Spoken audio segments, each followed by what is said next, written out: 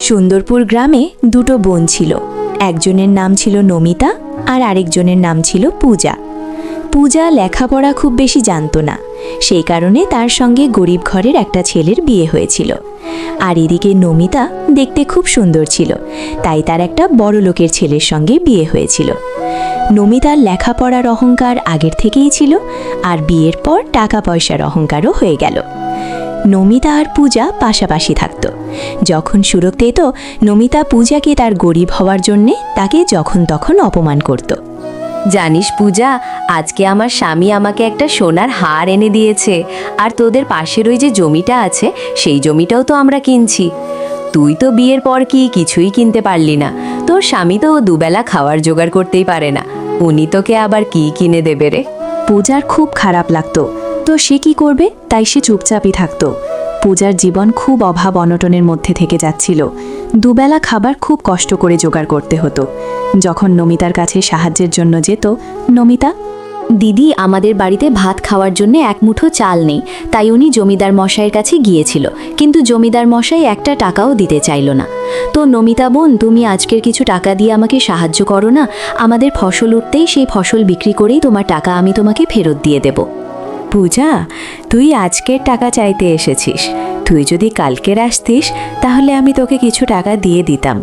তোকে তো আগেই বলেছিলাম তোদের পাশের জমিটা আমরা কিনেছি, তাই ওখানেই সব টাকা খরচা হয়ে গিয়েছে রে। নমিতা কখনোই পূজাকে 1 টাকাও দিয়ে সাহায্য করত না।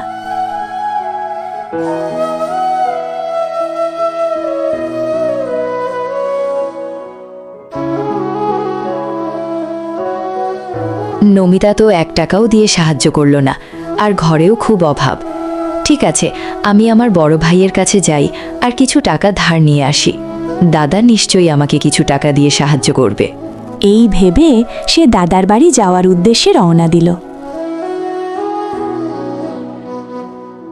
রাস্তায় কিছুক্ষণ চলার পরে একটা সাধু বাবার সঙ্গে দেখা হলো। সাধু বাবা, ও সাধু বাবা, এই এত গরমিকে মধ্যে তুমি এই ভারী কলসিটা নিয়ে কোথায় যাচ্ছ? কোথাও না গো মা, ওই পাশের গ্রামে আমার বাড়ি, ওইখানে আমি যাচ্ছিলাম। সাধু বাবা, ওই পাশের গ্রামেই তো যাচ্ছে, দাও তোমার এই কলসিটা আমাকে দাও। না না, তোমাকে কষ্ট করতে হবে না মা, আমি ঠিক নিয়ে চলে যেতে পারবো।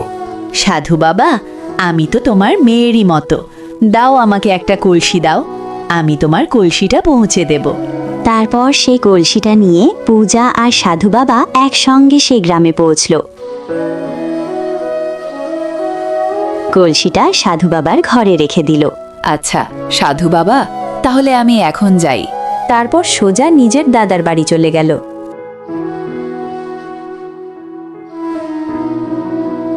কিন্তু ওই সময় দাদা বাড়িতে ছিল না। ও বৌদি, বৌদি, দাদা কোথায়? উনি এখন ঘরেতে নেই। দাদার সঙ্গে আমার খুব কাজ ছিল গো। কি কাজ আছে আমাদের বলো। বৌদি, কি বলি বলো তো, এখন আমাদের অবস্থা খুব খারাপ চলছে, আমাদের কাছে 1 টাকাও নেই যা দিয়ে আমরা দুবেলা দুমুঠো খেতে পারি। তো আমরা কি করতে পারি? আমাদের কাছে তো আর টাকার গাছ লাগানো নেই যে তার থেকে পেরে পেরে তোমাকে দিয়ে দেব। টাকা চাওয়া ছাড়া যদি অন্য কোনো কাজ থাকে তাহলে সেটা বলতে পারো। ঠিক আছে বৌদি, তাহলে আমি এখন চলি। বৌদি পূজাকে টাকা না দিয়েই বাড়ি থেকে তাড়িয়ে দিল। মন খারাপ করে পূজা গ্রামের দিকে চলতে থাকে। আরে ও মেয়ে, শুনছো? এদিকে এসো, এদিকে এসো। এই গ্রামে তুমি কার বাড়িতে এসেছিলে? সাধু বাবা, আমি আমার দাদার বাড়িতে কিছু টাকা সাহায্যের জন্য এসেছিলাম।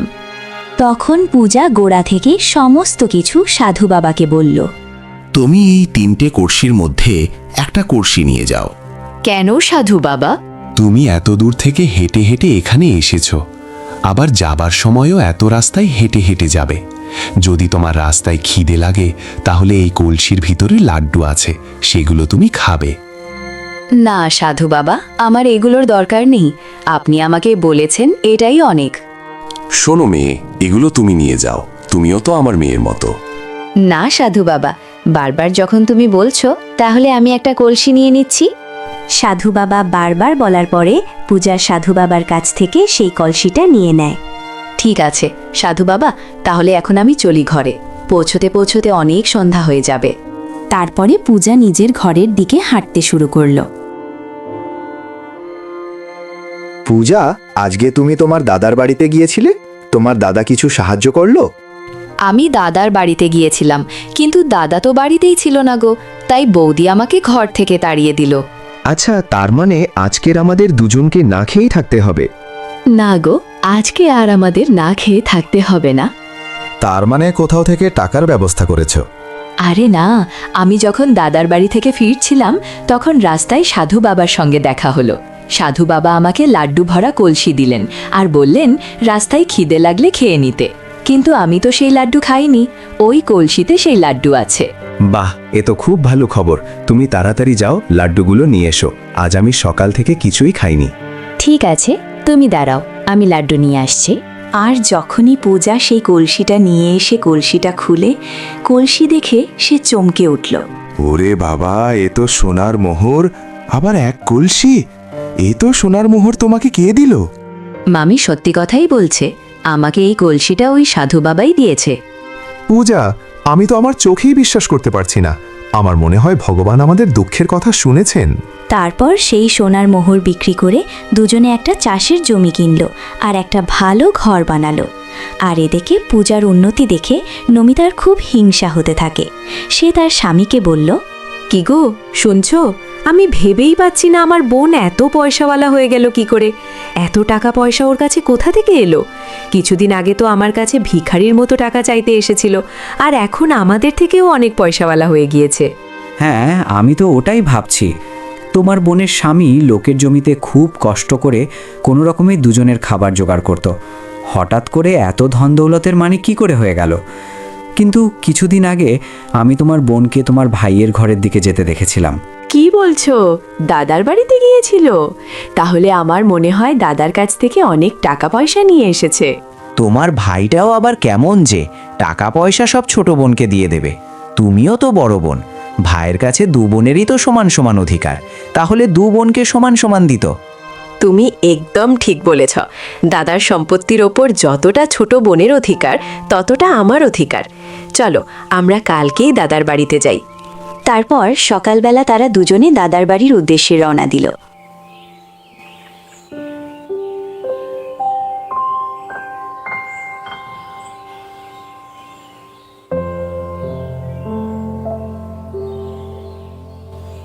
ওনাদেরও রাস্তায় ওই সাধু বাবার সঙ্গে দেখা হলো।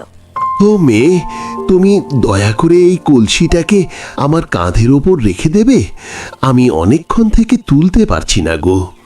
তুমি তোমার নিজের কাজ নিজে করতে পারো না নাকি? আমি বুড়ো হয়ে গেছি গো মা, আমি খুব ভারী জিনিস তুলতে পারি না। তুমি দয়া করে এই কলসিটা আমার কাঁধের ওপর রেখে দেবে? দাও না গো মেয়ে তুমি। তুমি কি আমাকে বলে বুড়ো হয়েছিলে? নিজে নিজেই তো বুড়ো হয়েছ। আরে তুমিও না, এই বুড়োর কথা দাঁড়িয়ে দাঁড়িয়ে শুনছো। চলো তাড়াতাড়ি চলো। তারপরে দাদার বাড়িতে গিয়ে পৌঁছলো। বৌদি কিছুদিন আগেই ছোট বোন এখানে এসেছিল। হ্যাঁ নমিতা, কিছুদিন আগে পূজা আমাদের বাড়িতে এসেছিল, কিন্তু আমি ওর সঙ্গে দেখা করতে পারিনি। তখন আমি ঘরেই ছিলাম না, শুধু তোর বৌদির সঙ্গে দেখা করেই চলে গিয়েছিল। বৌদি, তুমি কি ওকে কিছু দিয়েছিলে? না, আমি তো কিছুই দেইনি। আমাদের কাছে কিছু থাকলে তবেই তো ওকে দেব না। আচ্ছা, তার মানে তুমি ওকে কিছু দাওনি? দাদা, তাহলে আমরা এখন চলি। আরে তোমরা দুজন এক্ষুনি চলে যাবে? এই তো এলে, দুটো খাওয়া দাওয়া করে যাও। না, ওসবের দরকার নেই। আমরা এখান থেকেই যাচ্ছিলাম, তাই ভাবলাম দাদার সঙ্গে দেখা করে যাই। আচ্ছা দাদা, তাহলে চলি।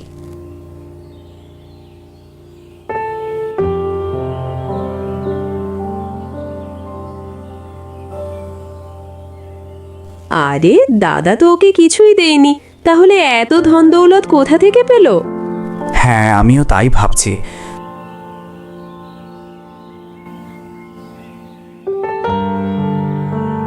উফ, এত রোদ্দুর, হাঁটতে হাঁটতে খুব জল তেষ্টা পেয়েছে। দাদার বাড়িতে তোমার জল তেষ্টা লাগেনি? এই রাস্তায় বেরিয়ে জল তেষ্টা লেগেছে? তুমি যেখান থেকে হোক গিয়ে আমার জন্য একটু জল নিয়ে এসো। মনে হচ্ছে জল তেষ্টায় আমার মাথা ঘুরে যাবে। যখন দাদার বাড়িতে ছিলাম তখন আমার জল তেষ্টা লাগেইনি, এখন খুব জোরে জল তেষ্টা লেগেছে। তারপরে ওনারা একটা ঘর দেখতে পেল, আর সেই ঘরটা ছিল ওই সাধু বাবারই। কি হলো গো মেয়ে, আমার ঘরের দিকেই আসলে?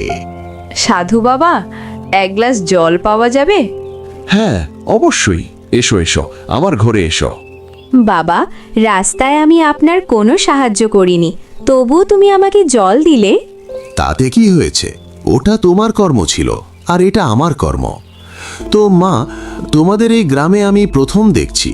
তোমরা এই গ্রামে কার বাড়িতে এসেছিলে? সাধু বাবা, এই গ্রামে আমার দাদা থাকেন, আমি তার সঙ্গে দেখা করার জন্য এসেছিলাম।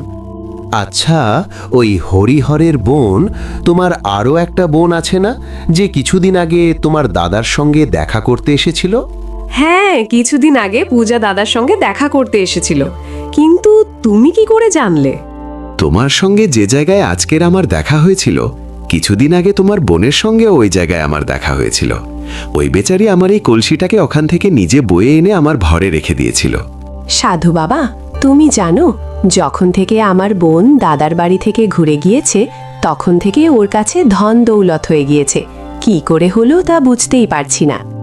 বলছি মা, বলছি, ওনার কাছে যত ধন দৌলত এসেছে সব ওর ভালো কর্মের আর ভালো ব্যবহারের ফলে এসেছে। বাবা, আমি তোমার কথা কিছুই বুঝতে পারছি না।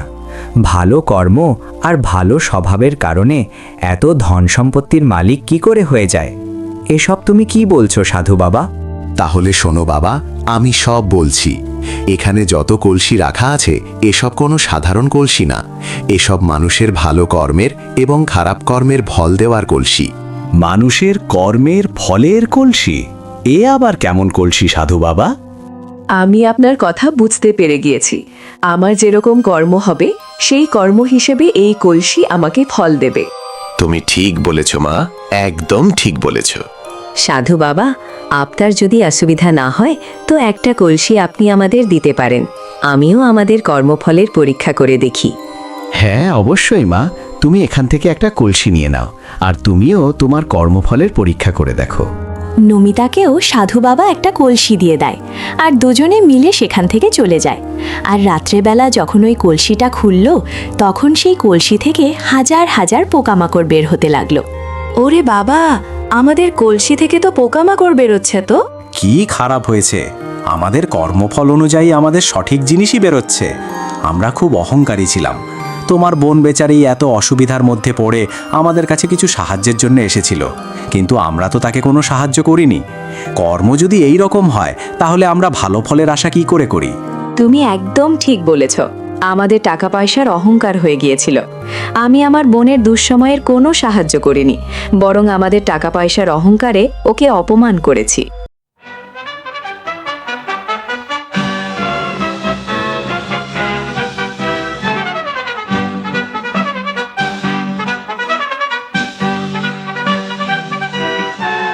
জঙ্গলেতে আজব খেলা, খুশিতে মন মাতো আরা, টিম টিম তারা ছটা, শুনবে মজার সব কথা।